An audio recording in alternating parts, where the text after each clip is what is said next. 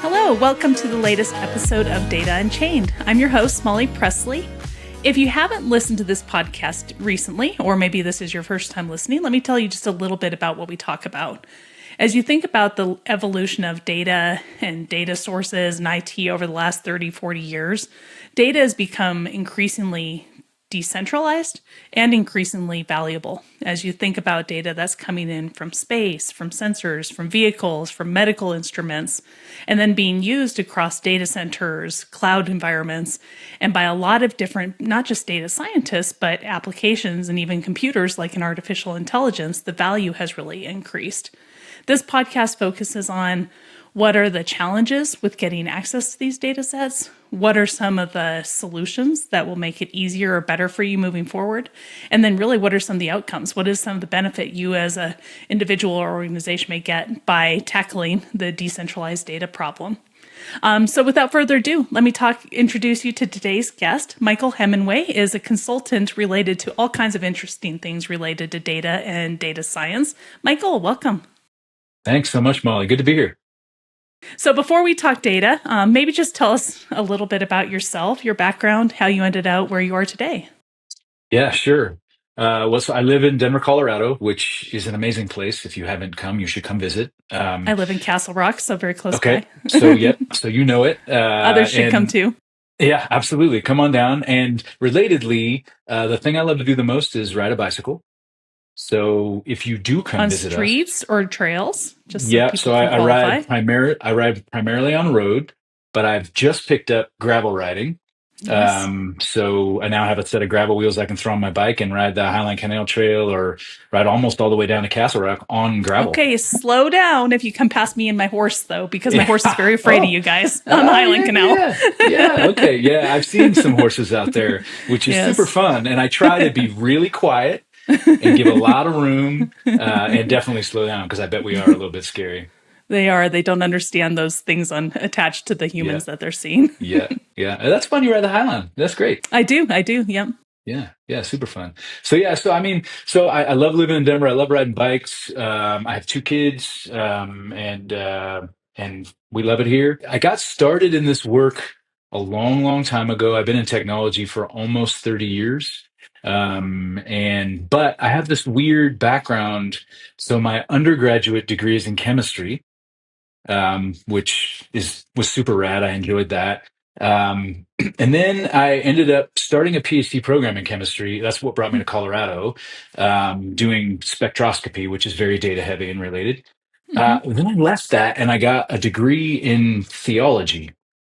So that's a little weird. I got a degree in theology. So science versus God, not necessarily a topic for this podcast. Yeah, exactly. So lots of those conversations I've been in before. So then I got that degree, and then I started working in technology while I was getting that first degree in theology, and so it's always been a bit of a combination thing for me. And then I just kind of kept on getting degrees, and nowadays most of what I do is data science, and I do some work in my consulting work for theological schools, theological folks, but also higher ed, healthcare, ERP stuff, so all over the map. So it's been kind of a fun journey.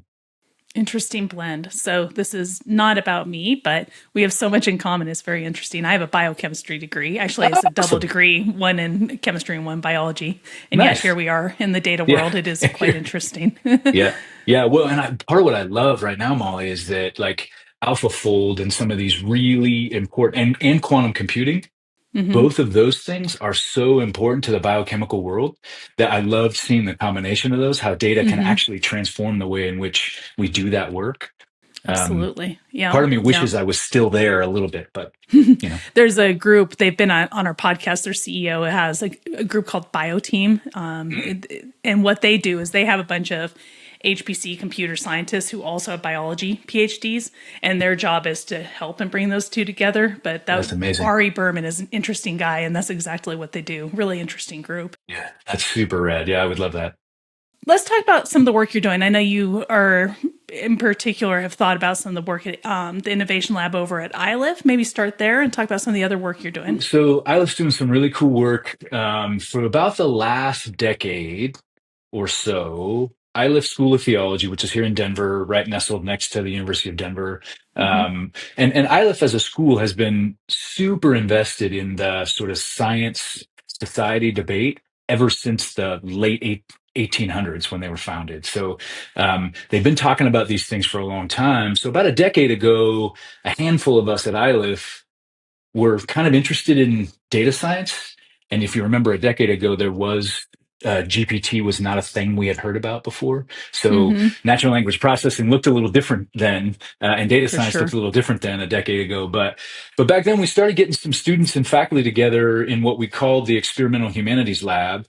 We're starting to just explore how could we do some of our academic work using machine learning and natural language processing. And so that's where we all started learning Python and data structures and stuff like this. And then slowly got into learning a bit more about other machine learning models and things like that. So that's kind of where we started at iLif. And then we got some funding to actually start an artificial intelligence institute that was looking really closely at the kind of ethical realm of these emerging technologies.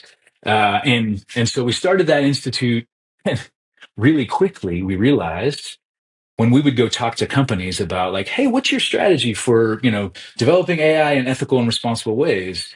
They would say, oh, we would love some help with that. How do you keep us from getting sued?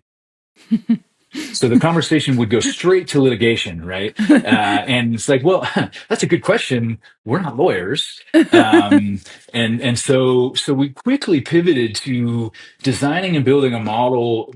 When I say model, I don't mean machine learning model. A process that we called the trust review, where we started working with organizations and companies to really try to build a process for folks to look closely at how both their use of data and their potential implementation of artificial intelligence, particularly around its data use, aligned with their cultural values at their organization. So we tried to build this kind of self-reflective process where companies could get real serious about their values and make sure that the way they're using data, the way they're using data of their customers, and the way that they're implementing AI really was aligned with their values and not just trying to implement the greatest and newest thing. So, So so we, let's we built unpack that. that a little. Yeah, yeah, I think that's interesting. There was a lot there to think about. So ethics and AI. Maybe just talk for a second. What does that mean to you? What is ethics versus litigation and yeah, governance? Like maybe just kind of distill it down to the piece that you're thinking yeah, about here. yeah. Thanks for the question, Molly.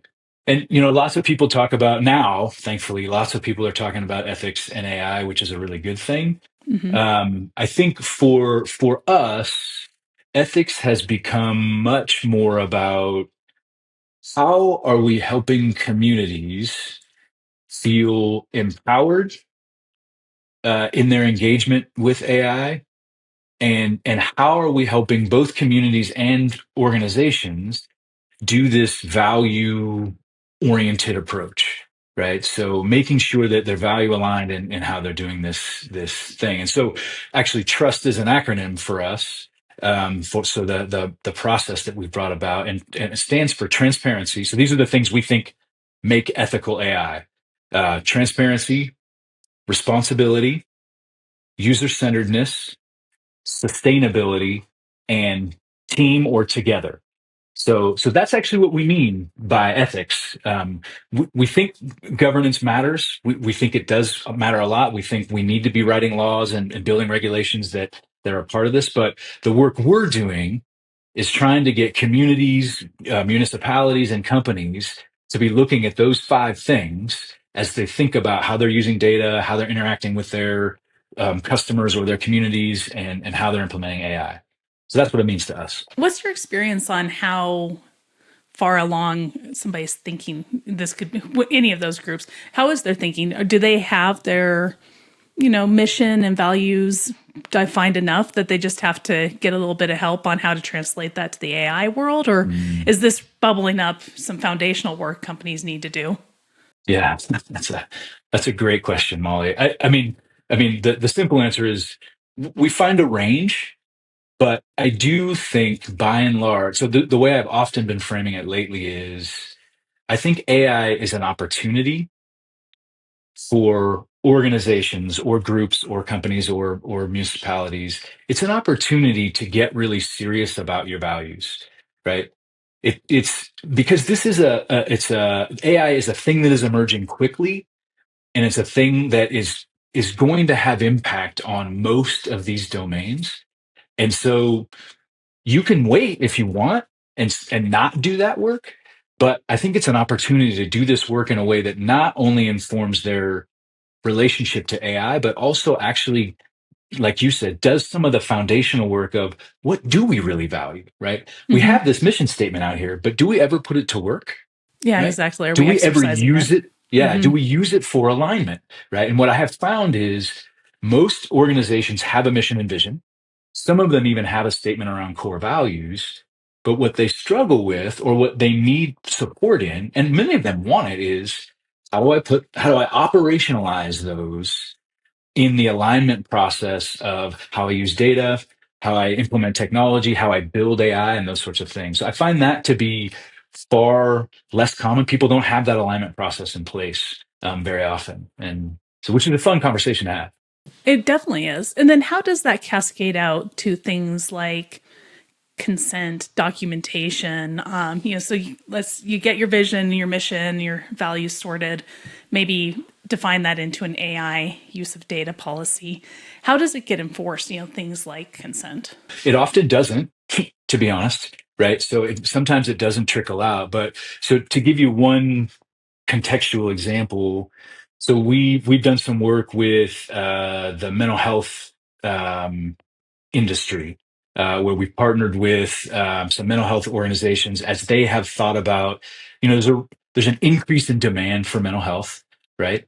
Hmm. And yet it's hard to meet all those needs, and so rightfully so, mental health organizations are saying, how could we use technology to be a force multiplier to meet the mental health needs that are emerging, but how do we do it without doing harm, right? So the best ones are asking that sort of question. And so what we've seen is directly related to the consent question is, so for example, with Mental Health Center of Denver, which is now known as WellPower, we worked with them to go through this trust process with a couple of potential AI products that they were going to fold into their medical health record system, Hmm. and use for either charting purposes or for other sorts of health tracking things.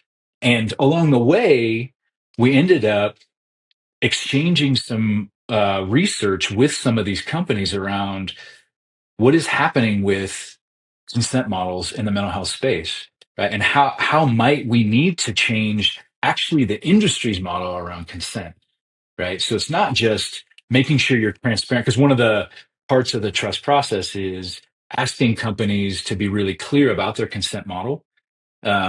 How are they building consent into the use of the platform, both in terms of what data is being used, how it's being used explicitly, and how can I get out of it, right? Even though GDPR doesn't necessarily have enforcement here, we're asking folks to really ask those sorts of questions. But the chief information officer at WellPower is like, hang on a minute, you know, right now most third-party software plugins that get attached to a medical health record system, they actually just proxy their consent based on the consent to have somebody's data in the health record system. Hmm. So there's not always an additional level of consent, right? So me And as a person, people probably don't read those real carefully, and now yeah, they're agreeing to they something even don't. more than what Yeah, they used to think they were exactly. agreeing to. Exactly. Interesting. So they didn't read them in the first place, right?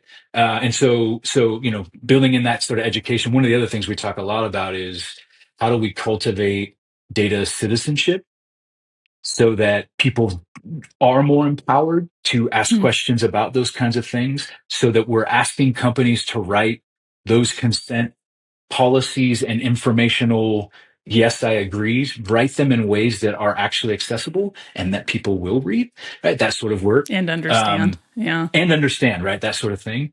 But so if you think about the mental health space, right? I might be a person asking for mental health services. I sign into their app, and there's a AI app running on there that's actually not asking me for additional consent to use my data to train their models.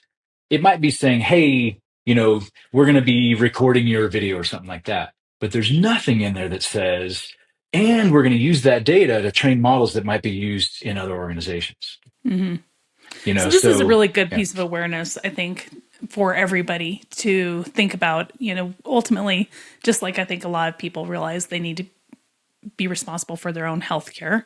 They yep, need to be responsible for their own data. And maybe we've all thought about this a bit before with Alexa listening to us and things like that. But it's a whole nother level now of if your data is going to go into a language model, it's there. You're not getting it yep, back. So yep, think about it, right? Take a yep. moment and think about the implications. And companies in parallel need to put policies in place. But I think what you've made very clear is those policies don't exist and the data may be going into large language models already, right? Yep. Exactly. Yeah. And that's where I think, things like your podcast, Molly, and other forms of educating the public around what our rights really are, right? This is kind of what we mean by data citizenship is what are our rights around our data, but also what's our responsibility in it, right? We also want to talk to the companies about their responsibility for being transparent and for encouraging folks. But how do we build in this agency so that the folks do know the power they have and sometimes the power they don't, so we can actually lobby to get more of that. And so education is a key piece of it.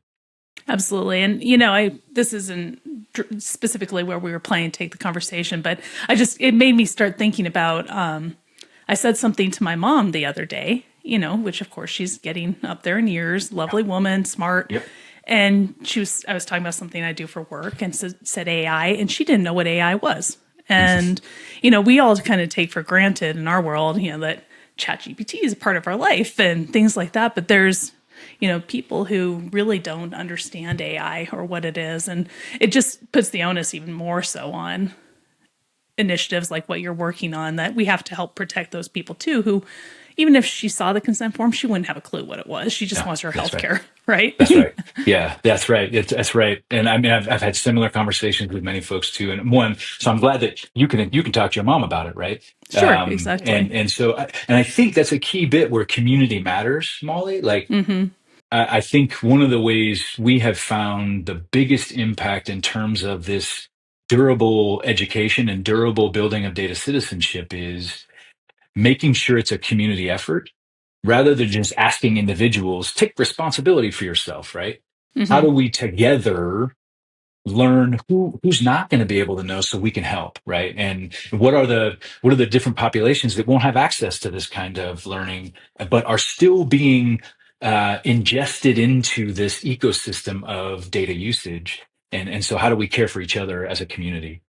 Absolutely. And the analog is far reaching, even though we're talking about patient care and things like that here. The analog fits whether you're talking about putting your data into buying a car or whatever, Yep. that Yep. it is everywhere and you need to be thinking about how are you consenting, how is it going to be used, and that type Yep. of thing, even if it's not something as personal as your own healthcare. Yep. No doubt. So let's shift gears a little bit and talk about models. So large language models, that's the things like Llama, ChatGPT, things like that are probably quite familiar to a lot of the people who listen to this podcast. What are you seeing adoption wise? Are people using these big open source language models? Are they using kind of like local models? What are you seeing as becoming most common or maybe recommending? The thing we see the most, because I think at least the most folks we work with are driven primarily by being in a hurry, right? They feel the need to implement quickly, right? And often motivated by the hype of the newest, biggest thing. Um, we see a lot of people using off the shelf language models to fold into whatever products they're building so they don't have to start from scratch, right? And these days, right, it's a lot easier to fine tune and train those models into a domain than it was even a year ago, right? Absolutely. And so we still see most folks um, not necessarily finding a reason to go open source or open weights models because it costs more often in people time and time to develop because the other models are just so accessible and so easy to plug in now. We see a lot of that. And so I think the challenge is how to help those folks still be able to make the progress they need to make in the way in which they're helping their customers or their patients or whatever, but also taking seriously like what are the things baked into those generalized, universalized, large models, and so one of the things we're trying to encourage folks to think about is how do you make models more local without losing core functionality, Hmm. right? So one of the examples I like to use is, and this may be possible out there. I've not seen it yet, but so a self-driving car, right, drives through the streets of a city, right? Hmm. It's using primarily a generic model of what it means to have computer vision. And then it's using that large, well trained on lots and lots of data, except that data is typically biased toward people with lighter skin, right? And neighborhoods that are more affluent, that have more normative behaviors in their on their streets, right? So if we've got that generalized model, large one, it's large and really powerful at certain things. When it's driving through certain neighborhoods, it may not actually understand the norms of a particular neighborhood, right? Or even be able to recognize people with darker skin Hmm. well, right? And so what if we could build an ecosystem of more local models that were networked in a way that that car could exchange models as it drives through neighborhoods, right? Fast enough so that actually would have a contextualized model for a neighborhood. It would make folks safer, make the car safer, take seriously the differences of our neighborhoods, right? So this is like a pipe dream of ours, right? That this would be Hmm. viable. It's pretty hard to do in practice, but there's a lot of pressure on the largest models, right? And one model to rule them all. Um, what we're hoping to see, and we are seeing in some domains, there like in the healthcare domain, and in some chemical domains as well, biochemistry domains, people are getting really clear on some models are good for some things, right? So choose your model based on the data it will be working with, right? Or the task that you need it to do. Don't just try to have one model do all the things. It's interesting. That makes me think about some of the things that go on in other parts of technology in the same vein that like what they're trying to solve with Starlink, where you have internet to anywhere, right? Yep. Internet to anywhere opens up a lot of things, access to education, other things, Yep. but Yep. also access to data, and data sets that are being generated. And you think about some of the issues that were going on in COVID, where the same white first world bias occurred because that's the data sets they could most effectively capture and get into the COVID research. And, some of the ones out of, Central Africa just weren't being captured and things like that. It's an interesting macro umbrella issue related to decentralized data that I hadn't thought about as far as training models, but, Yeah. you need the data and then you need the internet to get it somewhere. But Yeah. then being able to get that data into language models is a really interesting additional prong that certainly Elon and all of his companies are well suited to address. But I think that's a really good point that you're making, that these language models need that data too to really be able to effectively be used in a lot of the use cases that are being considered. Yeah, yeah, they do, and I love. I mean, so I love your all's focused on the distributed nature of data, and I wonder. I mean, and a lot of great work has been done on negotiating the challenges of that distributedness, right? Because I mean, some things would be a lot easier if we just had all the data in one place, right? There's also some risks that go with that, but Sure. that distributed network, I think, gives us some interesting imaginaries around like, okay, maybe we can think about the ways that language models or multimodal models or foundational models, however you want to talk about them now, how these things might get distributed and be smaller bits that are networked in a distributed fashion that could have some really interesting advantages Mm-hmm. that bring the local to bear on how the model might behave, rather than just having it all wrapped up into one singular set of weights. That could be a really interesting phenomenon. Absolutely. There's a lot of humanitarian goals here and better technology. How do you feel from the companies you work with, the groups you work with? Do they have the money to do this? Is funding an issue? Is it the chicken and egg issue of, well, we want to use it, but we don't know how we're going to make money on it? Just maybe talk a little bit about your experience there so far in this journey. Yeah. Early on, our challenge, we were trying to talk to startups initially because we thought, let's get in early with folks as they're first imagining both the cultural dispositions of their company, but also their early technology stack. Let's help think with them early on about how to do this in a way that is responsible and aligned with their values. What we found was there wasn't enough money for sure, but even more, there just wasn't enough time. This process isn't the fastest process in the world, right? Thinking through these things carefully, testing. I think there are some companies that are doing a really nice job of this, even in the AI space. Like I would say, Anthropic has found a way to put things like safety at the core of their business model, Mm-hmm. um, without necessarily saying we're not going to scale. But I think so. There are some folks who are finding a way to do it.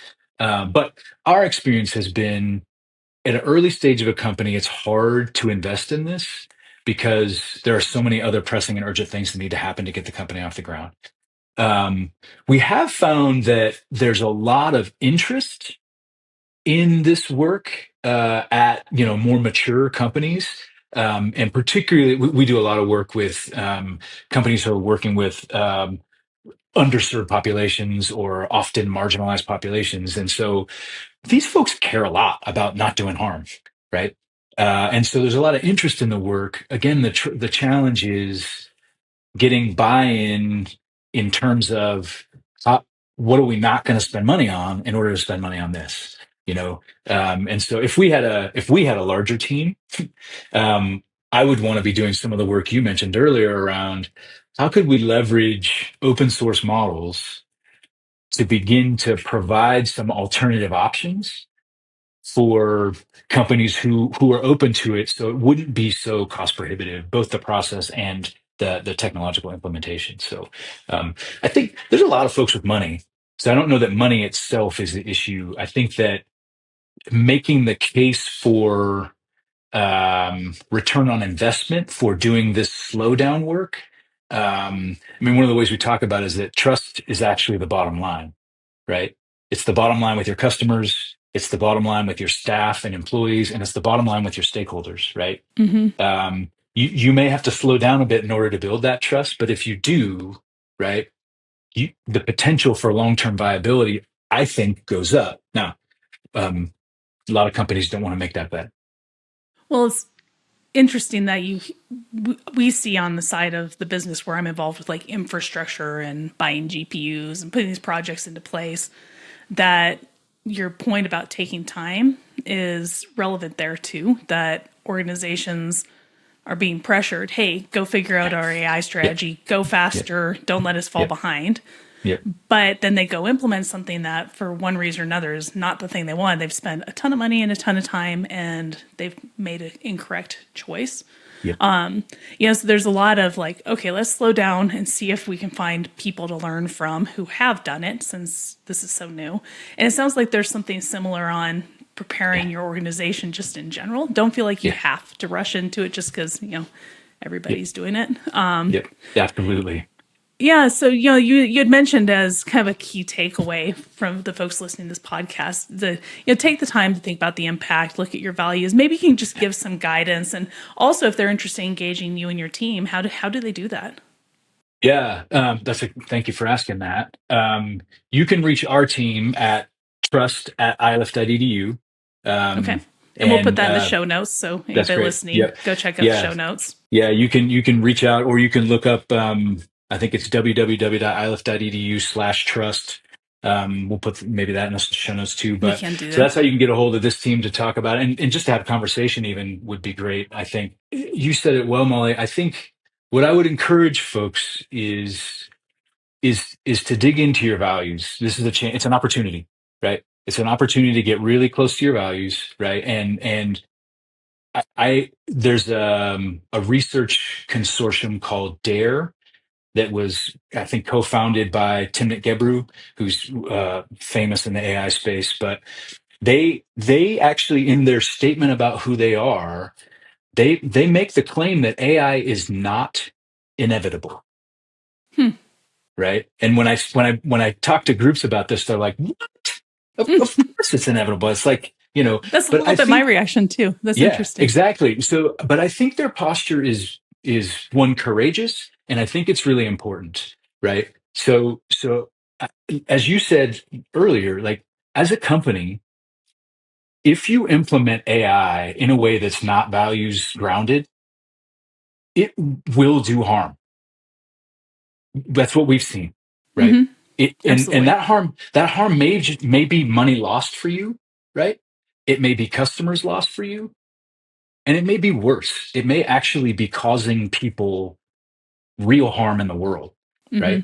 So I think it's really crucial to take the time to ask the questions about, and it's not just with AI. That's the beauty of this, right? It's an opportunity for us to say, like, hang on a minute, how do we make decisions about whatever technology we buy, right? Or how we make a decision about a building or whatever products we want to pursue, right? Like, let's get super values. So I think it's a nice opportunity for that. You've touched on a lot of topics that we've covered in this show. We spoke to someone who wrote a book on data governance, and she kind of joked and was like, nobody wanted to talk to me at the bar about data governance 10 years ago, but now everyone wants to. It's an interesting, important topic again because of the risks. And this is true too, that maybe you had a mission and values and some of those statements put together as an organization, but weren't really exercising them. And the time is now. For sure. And I think people like what you do, Michael, are really valuable because you know how to facilitate that conversation. Sometimes corporate execs they don't think this way. They're not wired this way. And so bring in people who know how to ferret out these kinds of conversations and also have the technology depth to understand the risks can be really valuable and help you to go on the right path for sure. Well, Michael, thank you for joining the show. This was a really interesting conversation, and I hope some folks reach out to you to kind of further the discussion with you one-to-one. If you're out on the Highline Canal, I scooted my head over. You can see a gray horse behind me. Slow down, say hi if you see him cruising along. Yeah, will do. Yeah, I hope I do see you out there. That'd be great. That'd be good awesome. to be here, Molly. Thanks for the work you all are doing. I think it's super important. Really appreciate it. And thank you.